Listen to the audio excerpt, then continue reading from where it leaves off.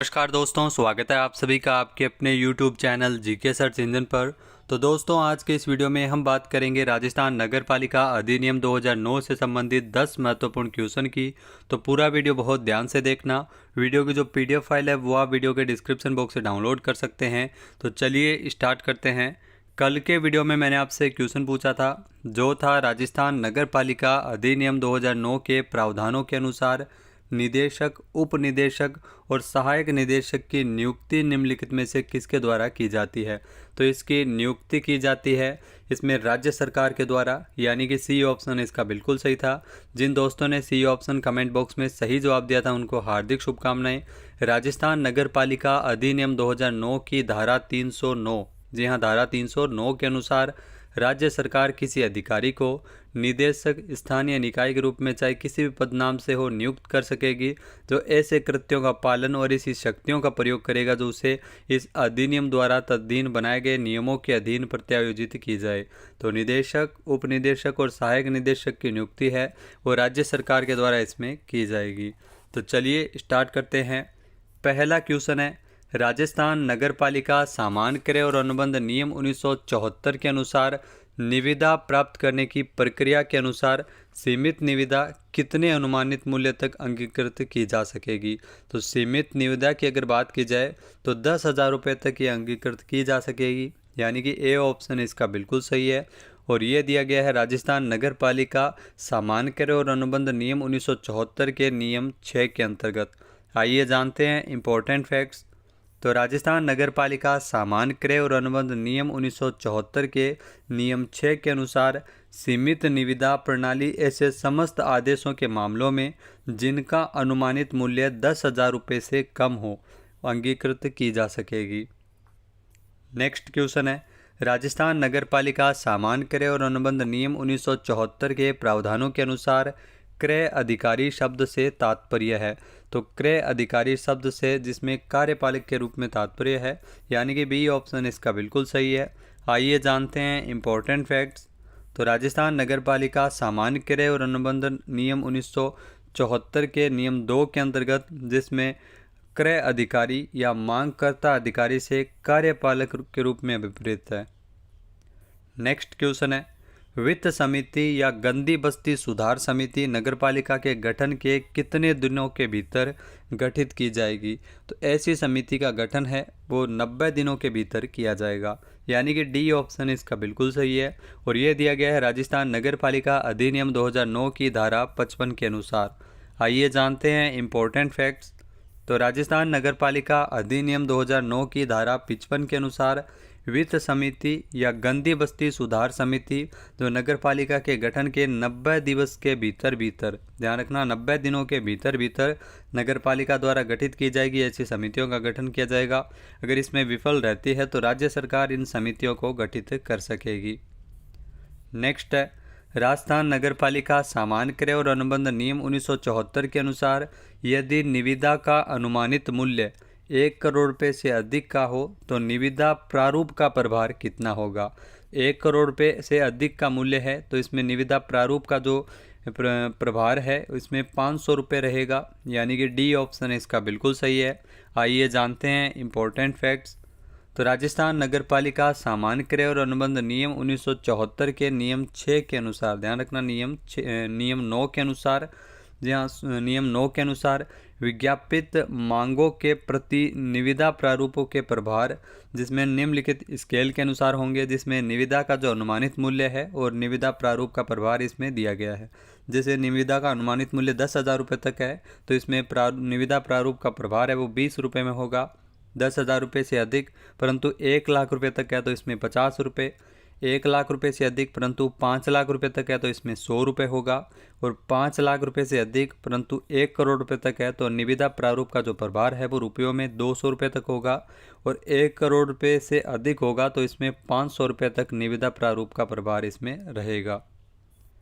Next question है, राजस्थान नगरपालिका अधिनियम 2009 की धारा 61 के अनुसार, जी हाँ, धारा 61 के अनुसार नगरपालिकाओं की शक्तियों का प्रत्यायोजन समितियों को किया जा सकता है।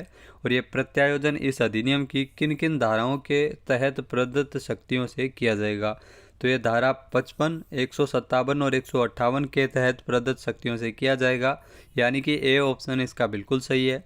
आइए जानते हैं इम्पोर्टेंट फैक्ट्स। तो राजस्थान नगर पालिका अधिनियम 2009 की धारा 61, जहाँ धारा 61 के अनुसार कोई भी ऐसी शक्तियाँ, कर्तव्य या कार्यपालक जो कार्य है जिनका प्रयोग निर्वहन या पालन नगरपालिका द्वारा उसकी ओर से किया जा सकता है, जिसमें धारा 55, 157 और धारा 158 के अधीन विहित शक्तियों और कर्तव्यों और कर्तव्यों पर कोई प्रतिकूल प्रभाव डाले बिना ऐसे निर्बंधनों, परिसीमाओं और शर्तों के अधीन रहते हुए जो विहित किया जाए वो इस अधिनियम के अधीन समितियों को प्रत्यायोजित किए जा सकेंगे। तो धारा 55, 157 और 158 के अंतर्गत जो दी गई शक्तियों हैं, प्रदत्त शक्तियां, उनके प्रयोग करते हुए इसमें शक्तियों का प्रत्यायोजन किया जाएगा धारा 61 के अनुसार। अगला क्वेश्चन है, राजस्थान नगरपालिका अधिनियम 2009 की किस धारा में लोक सेवक की परिभाषा लिखी गई है? तो लोक सेवक की जो परिभाषा है वो धारा 66 के अंतर्गत दी गई है, यानी कि ए ऑप्शन इसका बिल्कुल सही है। आइए जानते हैं इम्पोर्टेंट फैक्ट्स।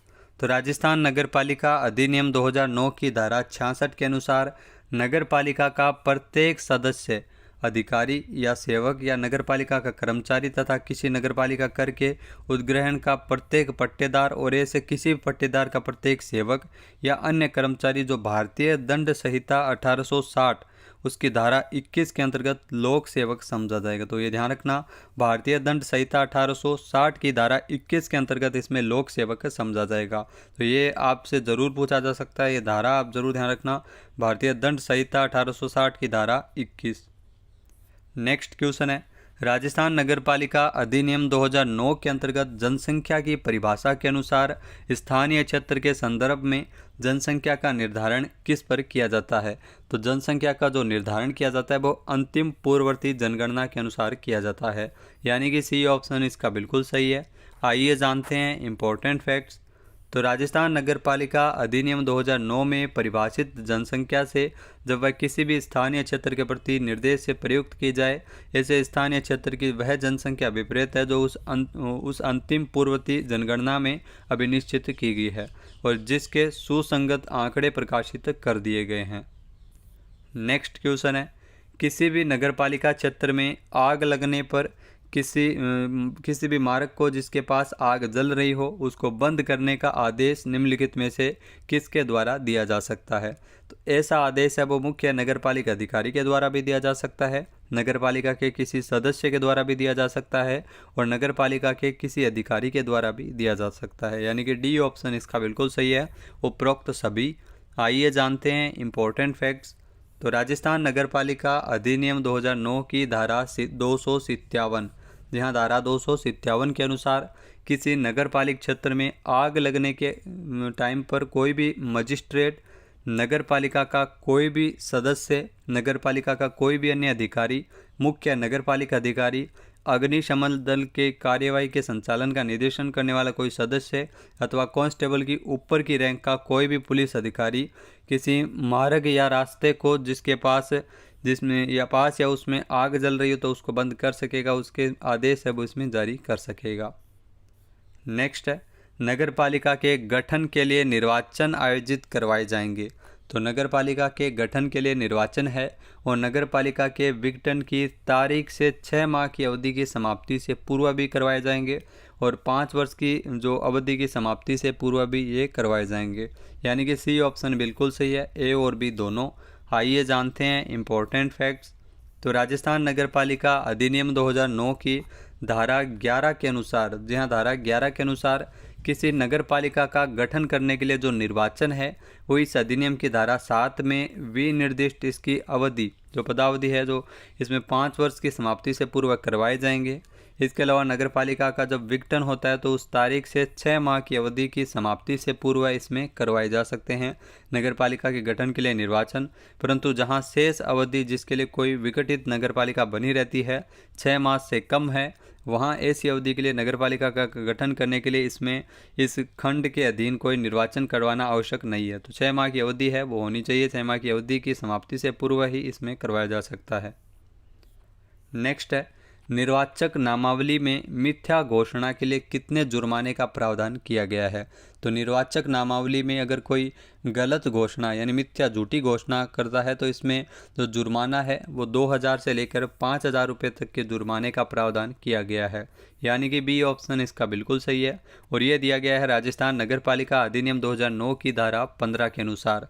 आइए जानते हैं इम्पोर्टेंट फैक्ट्स। तो राजस्थान नगरपालिका अधिनियम 2009 की धारा 15 के अनुसार यदि कोई व्यक्ति किसी प्रविष्टि के किसी निर्वाचक नामावली में सम्मिलित या उसे अपवर्जित किए जाने के संबंध में ऐसा कथन या ऐसी घोषणा लिखित रूप में करता है जो मिथ्या है, झूठी है, जिसके मिथ्या होने का उसे ज्ञान है या विश्वास है, या जिसके सत्य होने का उसे विश्वास नहीं है, तो वह ऐसे कारावास से जिसकी अवधि 1 वर्ष तक की होगी। ध्यान रखना, जेल कारावास इसमें अवधि 1 वर्ष तक की रहेगी। और जुर्माने से भी दंडित किया जाएगा, जिसमें 2000 रुपये से जुर्माना कम नहीं होगा किंतु 5000 रुपये तक हो सकते हैं। 2000 से लेकर 5000 तक जुर्माना, 1 वर्ष का कारावास हो सकता है या दोनों से उसे दंडित किया जा सकता है। बात करते हैं आज के हमारे क्विज के, जिसका आंसर आपको कमेंट बॉक्स में देना है। तो आज का क्विज है, नगरपालिका बोर्ड के मामले में कराधान से संबंधित अपील है वो कहाँ की जा सकेगी। एक बार फिर से सुनिएगा, नगरपालिका बोर्ड के मामले में कराधान से संबंधित अपील है वो कहाँ की जा सकेगी। इसका सही आंसर आपको कमेंट बॉक्स में देना है। और अगर ये वीडियो आपको पसंद आए तो इसे लाइक और शेयर करना बिल्कुल न भूलिएगा। चैनल पे नए हैं, सब्सक्राइब नहीं किया है तो अभी सब्सक्राइब बटन पर क्लिक करें। वीडियो की जो PDF फाइल है वो आप वीडियो के डिस्क्रिप्शन बॉक्स से डाउनलोड कर सकते हैं। जय हिंद, जय भारत, जय राजस्थान।